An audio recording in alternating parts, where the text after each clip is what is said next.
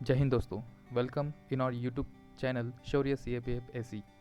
Myself Nilesh Santosh Masule, All India Rank 64, UPSC Central Armed Police Force Assistant Commandant Examination 2019.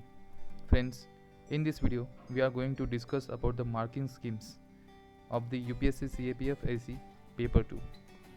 Let's start with a good quote. Actually, it is a very motivational quote given by Dr. APJ Abdul Kalam.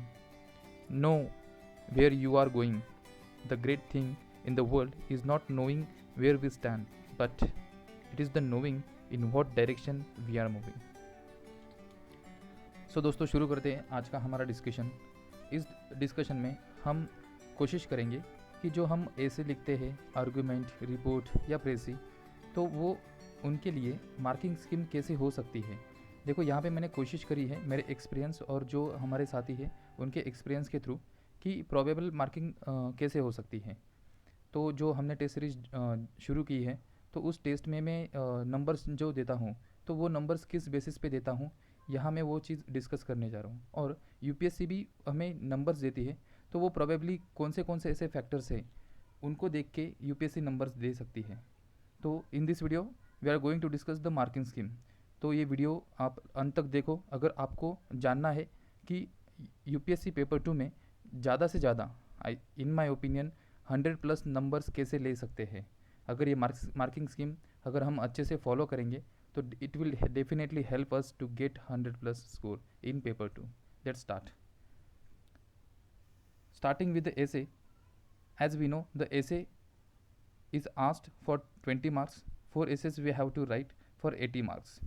So I have categorized an essay in 5 to 6 points. First point is introduction. As we know, in introduction, the introduction should be the contextual. It should have the quotes, anecdotes, news heading और story. तो इनमें से आप कोई भी एक thing use करके introduction आप लिख सकते हो. इंट्रोडक्शन बहुत कैची होना चाहिए दोस्तों. इंट्रोडक्शन शो करता है कि understanding of the given topic, जो थीम है ऐसे का, तो वो इंट्रोडक्शन हमें शो करता है. तो अगर ये 4-5 हेडिंग में से आप कोई एक यूज़ करते हो, so definitely you will fetch around 2 marks. Not 2, but आप 1 से 1.5 मार्क्स तो आराम से आप फेच कर सकते हो. Second thing is content. As I said, content should be multi dimensional. अब ये मल्टी डायमेंशनल कैसे होता है? So it is horizontal multi dimensional and vertical multi dimensional. Horizontal multi dimensional means it should contain the political aspect, economical aspect, environmental, cultural, historical, geographical, ethical, etc. Similarly, the vertical multidimensional means starting from individual, then family, then society, then state, national, international. Second thing, our content should contain government schemes, yojnas, initiatives, etc. Some facts and quotes etcetera. So ये content बिल्कुल हमारा reach होना चाहिए. इसी content से हमें ये show करता है कि ऐसे का टॉपिक हमें कितना समझ में आया है.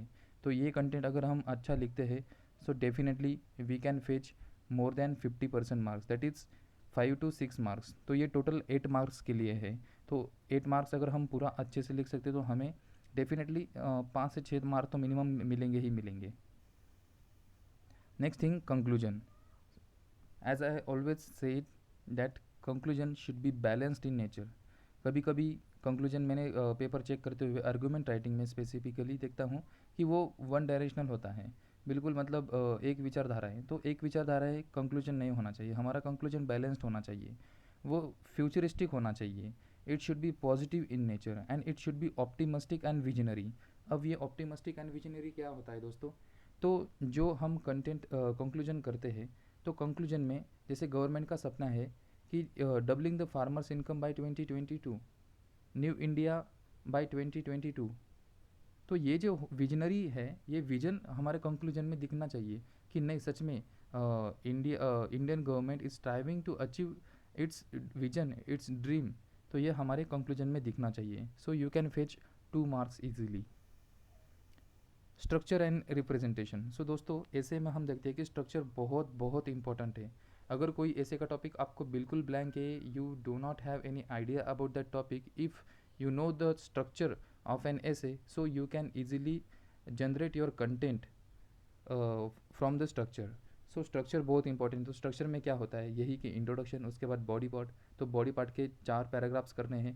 तो पहले पैराग्राफ में हिस्टोरिकल सिग्निफिकेंस या उसके डेफिनेशन या अबाउट द टॉपिक, उसके बाद उसके causes, issues, factors responsible, then consequences, then impacts, positive negative impacts, then government steps क्या है, उसके बाद चैलेंजेस क्या है, उसके बाद सॉल्यूशंस क्या है, और उसके बाद कंक्लूजन क्या है। तो ये हो गया स्ट्रक्चर। अगर हम ये स्ट्रक्चर प्रॉपर फॉलो करते हैं एंड रिप्रेजेंटेशन अपना अच्छा होता है। रिप्रेजेंटेशन मीन्स वही कि पैराग्राफ लिखना, अगर आपको बहुत रिलेवेंट डायग्राम निकालने आती है तो डायग्राम निकालना, तो ये हो गया रिप्रेजेंटेशन। तो आप इसको मैंने 6 मार्क्स अलॉट किए। तो अगर आपका स्ट्रक्चर और रिप्रेजेंटेशन अच्छा है तो आप मिनिमम 3 to 4 मार्क्स आराम से फेच कर सकते हो।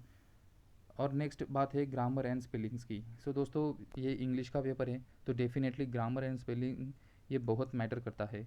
तो इसके लिए 2 मार्क्स हैं। तो देखो, अगर हमने 50% मार्क्स भी अगर काउंट करें तो 20 में से हम 10 से 11 मार्क्स ईजिली ले सकते हैं। एक्चुअली ये फैक्टर्स देने के पीछे रीज़न यही है दोस्तों कि हम लिखते समय भूल जाते हैं। इंट्रोडक्शन बस देने के लिए देना है, इसमें से कोई यूज़ नहीं करना है। तो हमेशा देखना है कि इंट्रोडक्शन करते हुए ये चीज़ों का ध्यान रखना है, क्योंकि हमें यहाँ से 2 मार्क्स मिलेंगे। कंटेंट में भी वो मल्टी डायमेंशनल है या नहीं है हमेशा भूल जाते हैं हम, सिर्फ 2-3 पॉइंट लिख के छोड़ देते हैं। तो ऐसे नहीं करना है।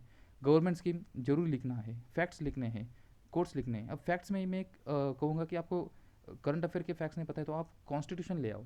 तो कॉन्स्टिट्यूशन के आर्टिकल्स है अपने पास, कॉन्स्टिट्यूशनल अमेंडमेंट एक्ट है, कोई शेड्यूल है, कोई पार्ट है, वो पता है तो आप यहाँ पे लिख सकते हो। कोट्स आप लिख सकते हो। तो ये कंटेंट एनरिच करने के लिए आप 8 मार्क्स मैंने यहाँ पे दिए हुए हैं। सेम कंक्लूजन लिखते समय भी इसका ध्यान रखना ही है। Structure and representation and grammar and spelling. So ये 5 पॉइंट है। ये 5 पॉइंट में से 20 मार्क्स हमने शेड्यूल क्लासीफाइड किए हुए हैं, तो इनका ध्यान रखना है। ये हो गया ऐसे की बात। Now moving towards argument writing, it is also an important topic for paper 2. So it has 20 marks. To argument writing we have to write for the 40 marks. So I have classified in the same manner like essay. So introduction, it should be the contextual in nature. As we know, most of the time arguments writing we have been asked on the current affair topic. So we have to identify the context of the topic. For example, अगर argument writing में कोई ऐसा topic आ जाता है कि जो current affair based है, जैसे कि लास्ट आर्गूमेंट में ये पूछा गया था कि अलोननेस इज़, वो ऐसा था कि लॉकडाउन के पीरियड में कि जो अलोननेस है वो सॉलिट्यूड नहीं होता है। मतलब ये कंटेक्सचुअल होता है। अभी मुझे एग्जैक्टली याद नहीं आ रहा है वो सेंटेंस, पर यही था कि वो स्टेटमेंट पढ़ के ये तुरंत समझ में आ रहा था कि लॉकडाउन का पीरियड था, हम घर में अकेले थे, पर वो सॉलिट्यूड मतलब वो पॉजिटिव चीज़ है या नहीं है, तो ये आर्गूमेंट में पूछा गया था। तो ये कंटेक्स्ट हमें पता होना चाहिए कि आर्गूमेंट के पीछे कंटेक्स्ट क्या है। अगर ये कंटेक्स्ट हमने फाइंड आउट किया और वो इंट्रोडक्शन में डाल देते हैं तो मतलब इवेल्यूएटर को पता चल जाएगा कि नहीं, ये कैंडिडेट बहुत अलर्ट है, एक्टिव है, करंट अफेयर में लेके सोसाइटी में क्या चल रहा है, इंटरनेशनल लेवल पे क्या चल रहा है। तो introduction should be contextual in nature. अगर आपको कंटेक्स्ट नहीं समझ में आ रहा है तो आप सिंपल टॉपिक के बारे में बता दो, उसको ओपनिंग कर दो, बस ये है कि आपको 2 मार्क्स नहीं, वहाँ पे सिर्फ आपको आधा मार्क्स मिल सकता है। नेक्स्ट पॉइंट, हमारे 2 मतलब स्ट्रक्चर में आर्गूमेंट में 2 बड़े हेड है, एक फेवर एक counter argument. So in favour if you right 6 points, that points बस पॉइंट्स लिख के छोड़ने देना है। दैट वो पॉइंट कैसे होने चाहिए, the 6 points should be multi dimensional, as we have discussed, horizontal multidimensional and vertical multidimensional. So it should be multidimensional in nature. Use subheadings always. For example, if we are writing the social impacts, then give the subheading social impacts, underline it, then column देके वो आप लिख सकते हो कि ये social aspects हैं, then economical aspects, then environmental aspects. तो ये सब हेडिंग्स आपको यूज़ करना है। उसके बाद वो ऑथेंटिक सोर्सेज, फॉर एग्जांपल हम लिखते हैं कि women participation in labour force participation of women have been declining since last decades, बस ये लिख के छोड़ दिया, नेक्स्ट पॉइंट। तो दोस्तों यहाँ पे सिर्फ आपको आधा नंबर मिलेगा। अगर आप वहाँ ब्रैकेट पे सोर्स लिखते हो, for example labour force participation report 2018, ये लिख के आप अगर देते हो, उसको अंडरलाइन करते हो, तब आपको वहाँ पे पूरा 1 नंबर मिलेगा। तो ये 6 पॉइंट्स अगर लिखते हो, 6 पॉइंट्स वो मल्टी डायमेंशनल होना चाहिए, सब हेडिंग्स होनी चाहिए और ऑथेंटिक सोर्स मिलता है, तो आपको फुल 1 मार्क 1 पॉइंट को मिलेगा। अगर आप 6 पॉइंट लिखते हो ऐसे, तो 6 नंबर्स आपको ज़रूर मिलेंगे। सेम काउंटर में 6 नंबर्स आपको मिलेंगे। तो दोस्तों मैं पेपर चेक करता हूँ, तो पेपर चेक करते समय यही है कि कभी कभी वो मल्टी डायमेंशनल नहीं होता है। Most of the candidates right only 4 to 5 points, तो वो 5 पॉइंट में से तो एक ऐसे ही फालतू होता है। तो 4 पॉइंट है, 4 पॉइंट में से एक तो सब हेडिंग नहीं होती है, या वो मल्टी डायमेंशनल नहीं होते, या तो सोर्सेस किसी में भी नहीं होते।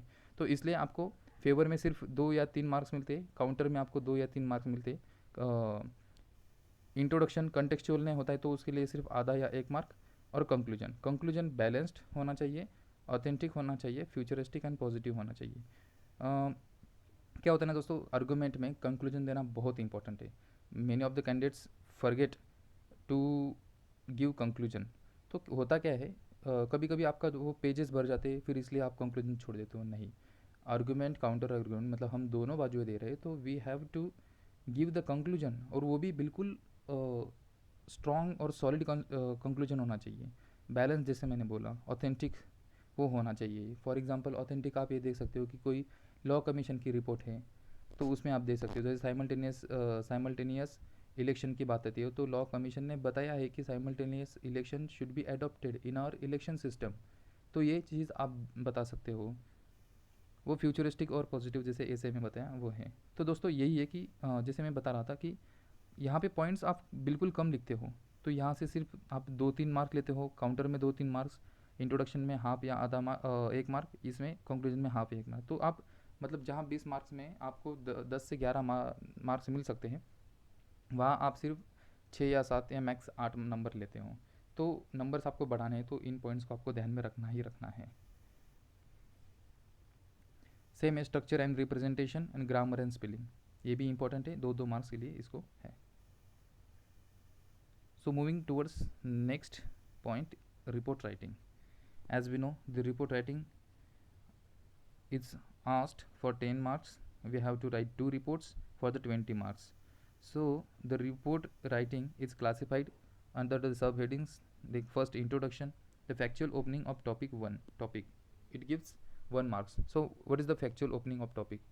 So whatever the topic we have been given, सो उस टॉपिक को WH क्वेश्चन बताने हैं। मैंने हमेशा बोला है कि पहला पैराग्राफ में WH क्वेश्चन होना चाहिए कि what is the topic, when that incidence is happen, who are the stake holders, मतलब WH question, when, what, how, which, where.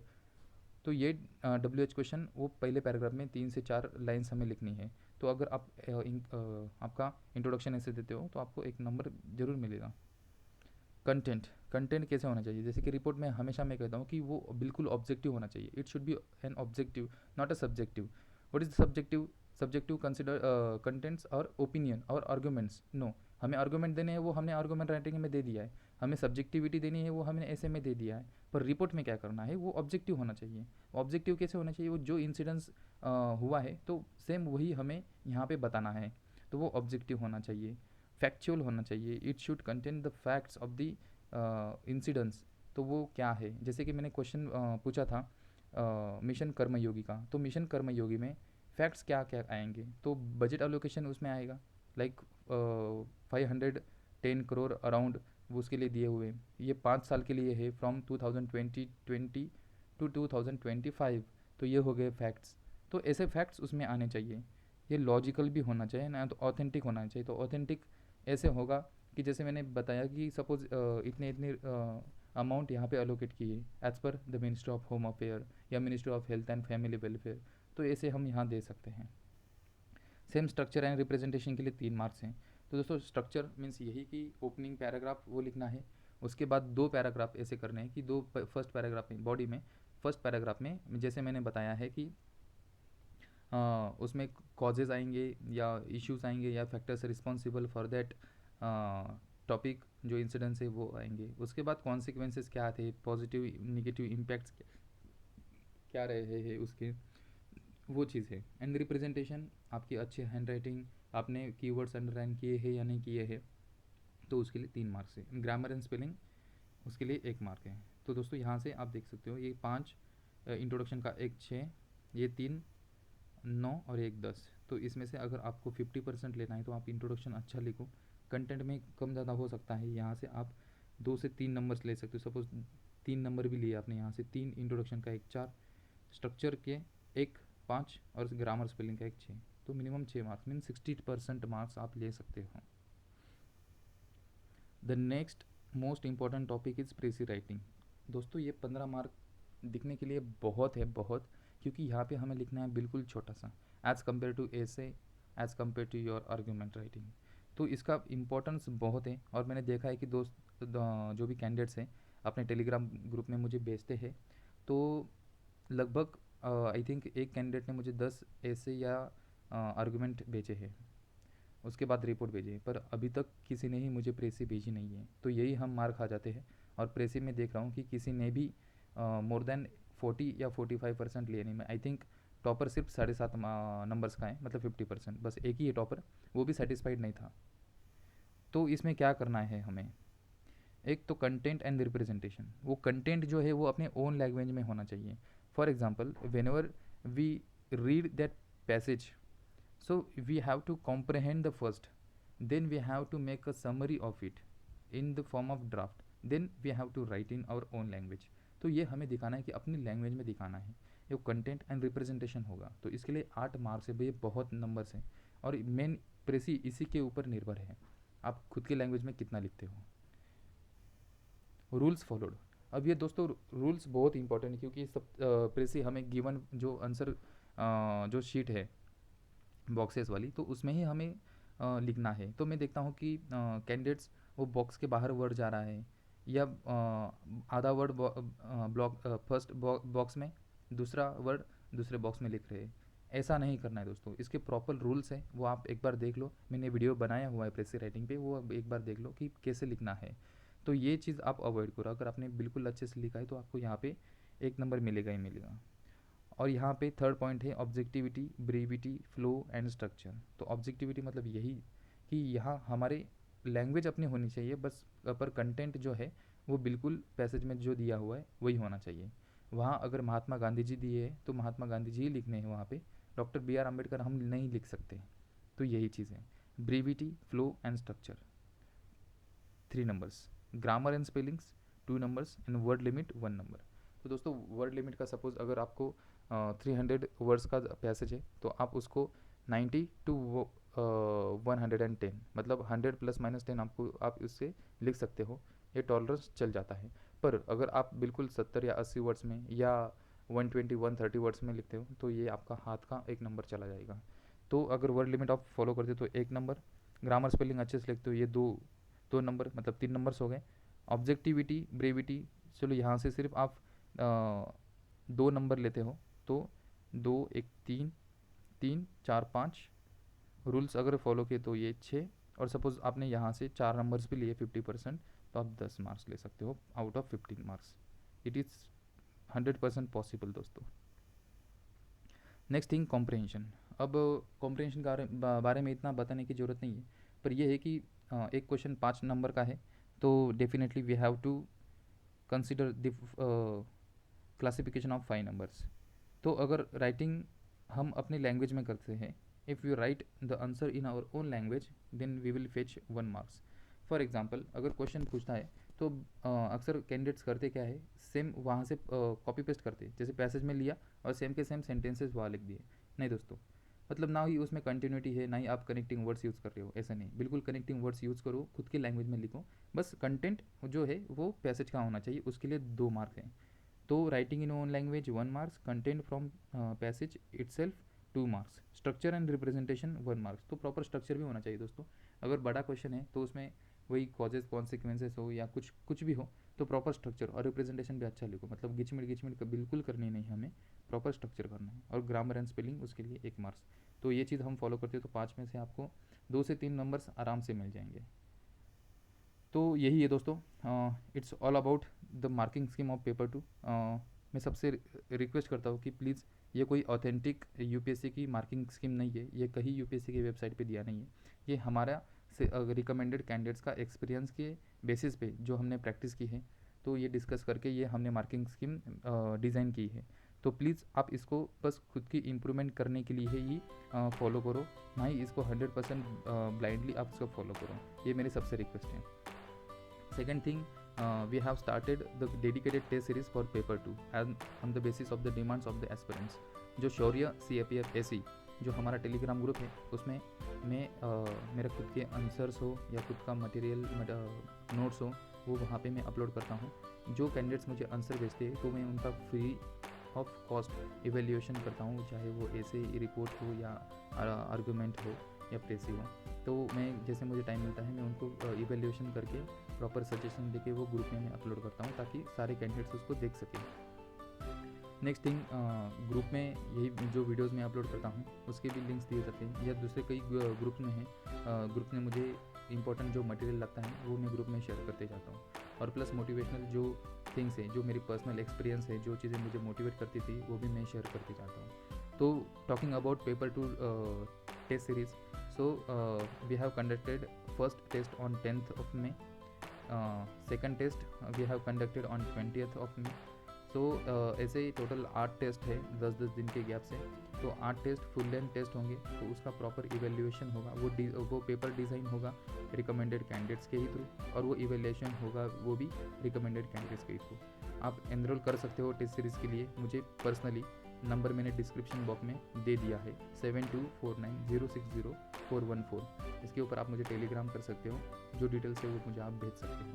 तो पेपर 2 आप मुझे लगता है कि 100+ आपका ये टारगेट होना ही चाहिए। And I hope if you follow this marking scheme you will definitely fetch 100+ marks. अगर आपको इंग्लिश इंप्रूवमेंट करनी है तो उसका भी वीडियो मैंने डिस्क्रिप्शन बॉक्स में दिया हुआ है। पेपर 2 का अप्रोच कैसे होना चाहिए, स्ट्रैटेजी कैसे होनी चाहिए, उसकी भी लिंक मैंने दी हुई है। तो it's all about of today's discussion. Thank you so much, have a nice day. जय हिंद।